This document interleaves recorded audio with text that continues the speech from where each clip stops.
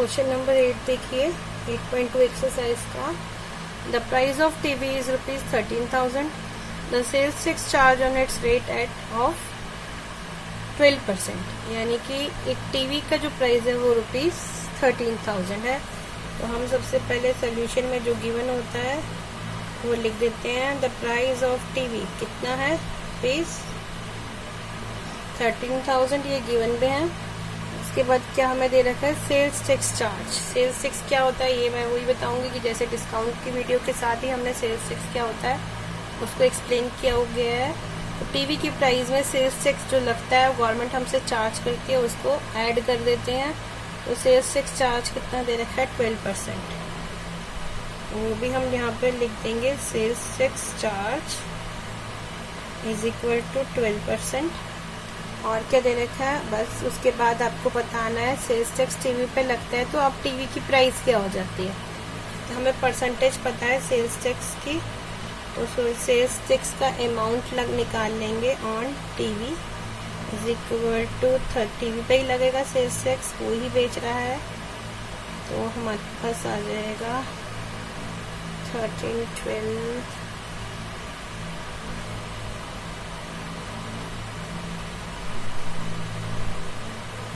Rupees 156 और ये 01 लग जाएगा। तो कितना सेल्स टैक्स आ गया हमारे पास, 1560। वो हमने क्या निकालेंगे, आपको पता है मैंने अभी बता दिया कि सेल्स टैक्स टीवी में प्लस हो जाता है। सेल्स टैक्स हमें गवर्नमेंट को देना होता है। तो जो अमाउंट पेड बाय विनोद, यानी कि जो विनोद है वो अमाउंट पे करेगा, तो कितना पे करेगा उसको सेल्स टैक्स भी गवर्नमेंट को देना है। तो अब अमाउंट जो बनेगा हमारा, अमाउंट पेड बाय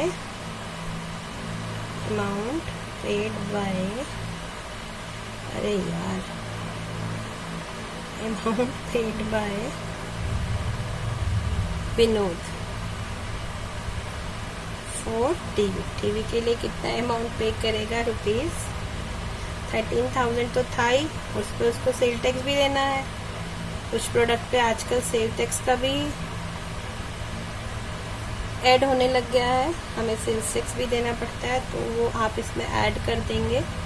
तो ये आ जाएगा 56014 इज 14,560। ये अमाउंट हमें पे करना होगा टीवी बाय करने के लिए। अब क्वेश्चन नंबर 8 तक तो मुझे लगता है इजी क्वेश्चन थे। 9th भी इजी है, बस इसमें एक चीज कर दी गई है, वो मैं आपको एक्सप्लेन करती हूँ। Arun bought a pair of skates of a sale. Arun ने सेल से कुछ स्केट्स खरीदा एक pair, where the discount given was 20%, और उसका डिस्काउंट कितना गिवन है, 20% गिवन है। इफ द अमाउंट ही पे ₹1600, यानी कि यहाँ पर आपको क्या कर रखा है, सेलिंग प्राइस गिवन है, फाइंड मार्क प्राइस। आपको क्या निकालना है, मार्क प्राइस। तो जब हमने 8.1 करी थी तो उसमें मैंने आपको एक चीज बताई थी कि जो चीज हमें दी ना हो या जो हमें गिवन ना हो उसको हम क्या एज्यूम कर लेते हैं, x। तो यहाँ मैं लिख सकती हूँ लेट द मार्क प्राइस।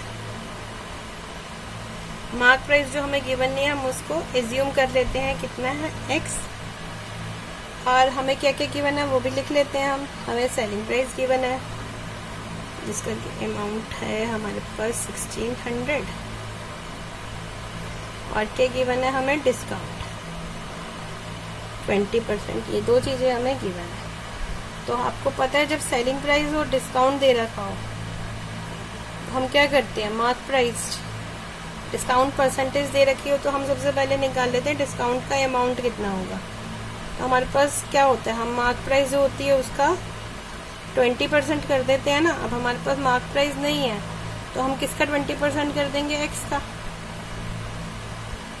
थोड़ा स्पेस कम है यहाँ पे, मैं थोड़ी चिपका के लिखना पड़ेगा मुझे। तो यहाँ पे आ जाएगा 5, तो क्या आ जाएगा, ये मेरा अमाउंट डिस्काउंट x/5। ठीक है बच्चों, ये मेरा डिस्काउंट आ गया। जब मेरे पास डिस्काउंट आ जाता है तो मैं क्या करती हूँ, हम करते हैं जो डिस्काउंट होता है वो मार्क प्राइस में माइनस कर देते हैं। तो मार्क प्राइस निकालने के लिए सेलिंग प्राइस निकालने के लिए क्या करते हैं, मार्क प्राइस में से हमें डिस्काउंट माइनस करना होता है। ठीक है, तो मार्क प्राइस कितना था हमारा नहीं पता, और हमारे पास डिस्काउंट कितना आ गया 100.5। अब हमें ये भी पता है सेलिंग प्राइस। ये मैं यहाँ ना करके नीचे करती हूँ कि मेरे पास स्पेस की थोड़ी प्रॉब्लम हो रही है। ऐसे कर लेती हूँ, पार्टीशन कर लिया मैंने। सेलिंग प्राइस मुझे गिवन है, कितना गिवन है 1600। सेलिंग प्राइस के नीचे मैंने 1600 लिख दिया। मार्क प्राइस मुझे नहीं पता, मैंने x से ज्यूम करा हुआ था, और डिस्काउंट मैंने अभी x/5 निकाला है। यहाँ तक क्लियर है बच्चों। अब आप देखिए ये क्या आ गया हमारे पास, एक इक्वेशन टाइप बन गई है, और हमें इन दोनों के बीच में क्या साइन है माइनस का। जब इन दोनों के बीच में माइनस का साइन होता है, जब हमारे क्वेश्चन में इस तरह से आ जाए, ये इक्वेशन बन जाए और बीच में माइनस का साइन हो, तो हम क्या करते हैं, माइनस और प्लस का साइन होता है, तब हम सबसे पहले अपने डिनोमिनेटर देखते हैं सेम है या नहीं है, तभी हम प्लस और माइनस की कैलकुलेशन कर सकते हैं। तो यहाँ पर आप देखिए, यहाँ पर कुछ नहीं है तो हमें पता है यहाँ 1 है, तो यहाँ पर डिनोमिनेटर सेम नहीं है। सबसे पहले हम क्या करेंगे, डिनोमिनेटर सेम करेंगे।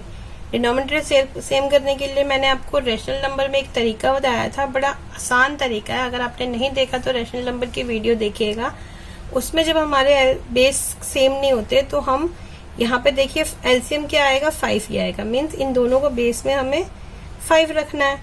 तो यहाँ पर 5 है, यहाँ नहीं है, तो मैं इसको 5 से मल्टीप्लाई कर दूंगी। जिसको डिनोमिनेटर को जिस डिजिट से करूंगी उसी डिजिट को न्यूमरेटर से करूंगी। तो मेरे पास क्या आ जाएगा, 5x माइनस x, यहाँ पे 5.5। अब देखिए बेस सेम हो गए हमारे, और यहाँ पर 1600 रहेगा ही रहेगा। अब जैसे ही बेस सेम होते हैं हम कैलकुलेशन कर सकते हैं। 5x में से x माइनस करेंगे तो क्या आ जाएगा, 4x/5। अब देखिए ये इक्वल में है। अब x यहाँ पर क्या हो रहा है, 4/5 के साथ मल्टीप्लाई हो रहा है, तो x को 4/5 को दूसरी साइड ले जाएंगे x की वैल्यू निकालने के लिए। तो यहाँ पर बन जाएगा हमारा 4/5 रेसिप्रोकल होके 5/4, और ये आपस में कट जाएंगे। तो x की वैल्यू क्या आ जाएगी मेरे पास, 2000 रुपीज। तो जो मार्क प्राइस हमने निकालना था वो मेरे पास आ गया। स्केट्स का मार्क प्राइस क्या आ गया, ₹2000। क्वेश्चन नंबर 10 देखेंगे बच्चों। I purchase a hair dryer for ₹5,400 including 8% VAT. मैं एक हेयर ड्रायर खरीदती हूँ जिसकी प्राइस दे रखी है हमारे पास 5400, जिसके अंदर 8% वैट ऐड है। Find the price before VAT was added. तो यहाँ पर भी सेम वही सिचुएशन है, हमारे पास प्राइस निकालना है बिफोर वैट वाज एडेड। तो हम ये बोल सकते हैं यहाँ पर बिफोर ऐड मतलब जो मार्क प्राइस था उसमें बाद में वैट ऐड होता है ना, तो हमें पहले मार्क प्राइस निकालना है, इसमें हम ये बोल सकते हैं। तो मैं यहाँ सोल्यूशन में लिख देती हूँ, मैं यहाँ पर ओरिजिनल प्राइस बोल देती हूँ। Original price, let the original price, जो ओरिजिनल प्राइस है उसको निकालना, तो मैं उसको एज्यूम कर लेती हूँ। क्या आ जाएगा, ₹X। अब आगे क्या कह रहा है ये, यहाँ पर हमें क्या दे रखा है, वैट का परसेंटेज दे रखा है 8%। तो वैट इज इक्वल टू 8%। तो अब मैं वैट का अमाउंट निकाल देती हूँ, x का ही 8% निकाल देते हैं। हमें ओरिजिनल प्राइस तो पता ही नहीं, अगर ये पता होता तो हम उसका वैट 8% निकालते। तो हमें नहीं पता, हमने x एज्यूम करा, तो हम x का ही 8% निकाल लेते हैं। तो ये कटेगा हमारा,